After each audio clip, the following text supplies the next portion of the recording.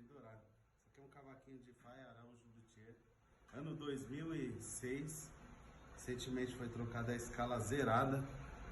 Cavaco pouco usado, peguei agora no final de ano. Tô passando por um preço justo aí. Captação LX, cavaco em faia tigrado, tampa em aberto europeu, com veias aqui nos dois lados, que é a mesma madeira. Proteção, né, para os mãos pesadas que nem eu, não danificar aqui a tampa do cavaco. Escala em ébano, tarraxa importada, a mesma do JB Super Classe, até o ano 2012, né, depois ele trocou pela VS Tuner. E os clássicos estão vindo com essa tarraxa aqui, ou dourado ou prata. Então é isso aí, bater o cavaco para sentir o som dele.